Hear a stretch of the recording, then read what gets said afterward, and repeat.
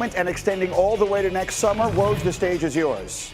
Greeny, Bradley Beal, the all-star guard in Washington, has agreed to a 2-year, $72 million max contract extension.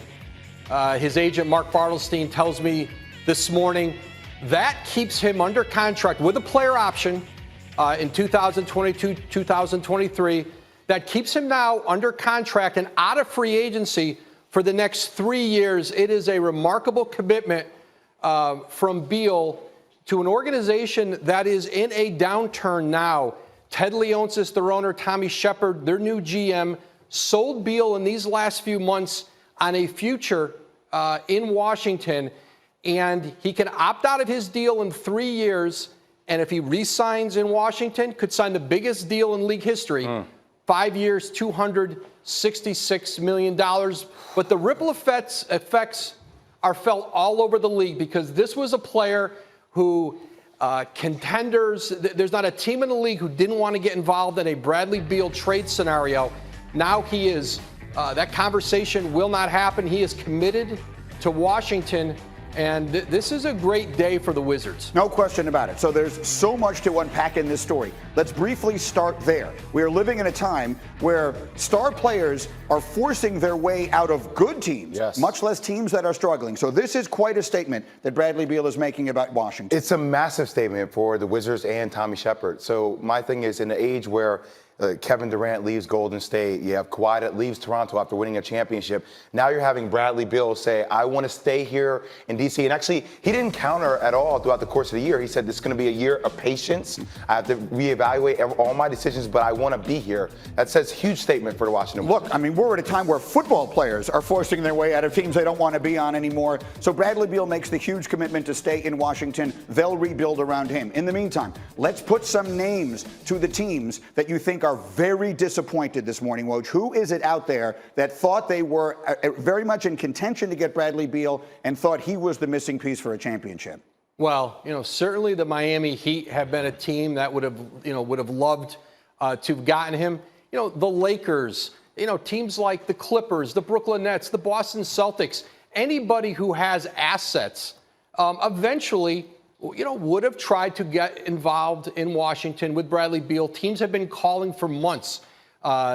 When Tommy Shepard took over this team in July as GM from the interim job, this was something no one saw coming. The feeling around the league was eventually Beal would push his way out like a lot of other players had. But Mark Bartelstein told me this morning, from the very beginning, Bradley Beal told him, I want to make it work in Washington. And Bartelstein, Beal, Ted Leonsis, Tommy Shepard, multiple meetings over the last few months, and Leonsis, Shepard sold him on a vision of rebooting this organization. Remember, they still have John Wall on a massive contract. He is probably going to miss this whole season, but there's some young pieces there, Thomas Bryant, who they will start to try to reshape this roster around. So let's just think this through for a moment here. There are no huge free agents that we expect to be available next summer. Take the name Anthony Davis out of that. He's not going anywhere. He's staying in L.A.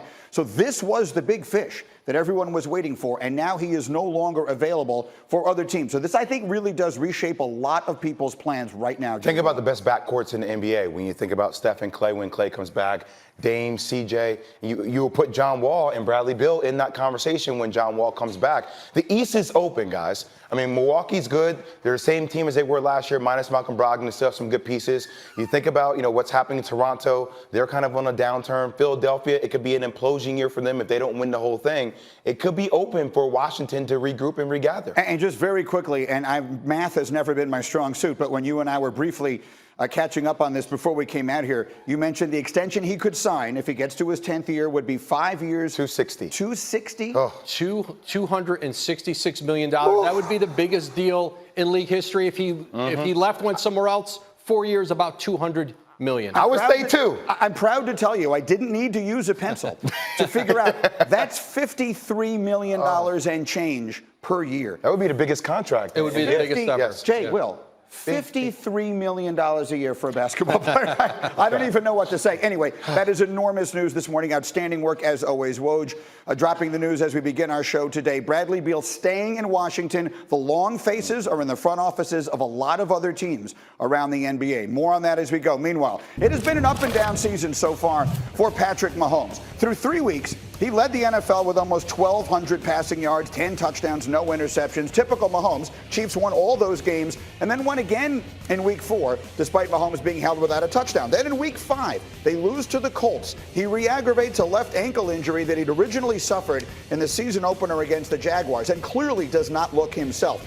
He was able to play the following week in the showdown game against Deshaun and the Texans, but Kansas City suffered its second straight home loss after starting 4-0, and Mahomes did throw his first interception of the season. And so there was this sort of feeling out there across the NFL that there's a blueprint now for how to beat the Kansas City Chiefs, who will start the NFL weekend tonight, as mentioned, at Denver in a divisional game. So, D. Wood, right now, I never would have thought I'd hear myself say this, but does this feel like a very important game for Kansas City on the road? Absolutely. You've lost 2 straight home games, and now you're coming up against a divisional opponent in Denver Broncos who's also won 2 games. So the Kansas City Chiefs, their defense, they can't stop the run at all. They're 30th in rush defense. Phillip Lindsay is getting back on track. So, and the Denver Broncos defense is playing pretty good football. So this is a game that everyone needs to watch for. Yeah, to me, the Broncos smell blood in the water. And Greeny, in football, a lot of it is, do we even have the talent to beat this team? Teams go into games against the Chiefs realizing, man, we ain't got it. We ain't got what it takes. If I'm the Broncos and any other team, you're seeing the Chiefs have lost 2 straight games. I smell blood in the water. Now's the time to attack. You know, I think that there was a feeling coming into this season that the AFC was a 2-horse race, that it was New England, it was Kansas City, and everyone else was trying to figure out where they fit into that. Patriots have held up their end of the bargain. Are the Chiefs that team right now? Are the Chiefs on a level with the Patriots, or are they closer to everybody else? I think I'm not ready to write the Chiefs off just yet. I think when they are healthy, I still have the Chiefs right there with the Patriots. My problem is that's such a big if. You know, you can't recover from an injury midseason. Most of all players are to some degree hurt, but it matters when it's your quarterback. Greeny, when it's Patrick Mahomes, he started off the season, I believe, 11 touchdowns through 4 games, something along those lines. He has 4 touchdowns in the last 3. He's ailing, and the Chiefs go as Pat Mahomes goes. And even take that out of the equation. Look at the lay of the land. The last 2 weeks did significant damage. Those were home losses to teams that they could face in the playoffs, in Indianapolis and Houston, that they could conceivably be in a situation where they're in a tiebreaker and one of them gets the 2 seed and a bye, and the Chiefs have to take the 3 seed and a wild card game. So those are 2 bad losses that are going to stick regardless of how healthy he is. That is our NFL insider extraordinaire, Dan Graziano, and I want to spin this to the other important piece of this game tonight. If the Chiefs lose, then everything feels up for grabs. If the Broncos lose, which I think is the more expected outcome here, Denver then falls to 2-5, and we will be about a week and a half away from the NFL trade deadline, and the name Von Miller, superstar pass rusher, will start to be spoken very loudly in league circles. There are a couple people on Denver's roster that trades teams have an eye on for trade acquisitions, but obviously the biggest one would be Von Miller. It's a very interesting situation. Denver is telling teams at this point he is not available, but you mentioned we're still 12 days away.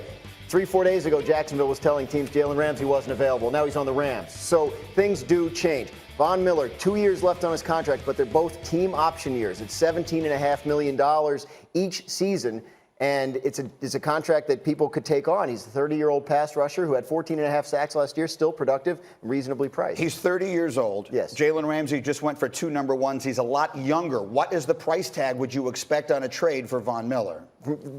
Trying to get a gauge of this, talking to people around the league, I think they could get a first-round pick and possibly more for Von Miller, based on the fact that pass rushers don't become available very often, and there's a lot of teams that need them. Last year at the deadline, Dante Fowler got traded from Jacksonville to the Rams for a 3rd-round pick and a 5th-round pick. This is a guy the Jaguars were done with. I mean, it was a low-end acquisition for the Rams, taking a flyer on a guy.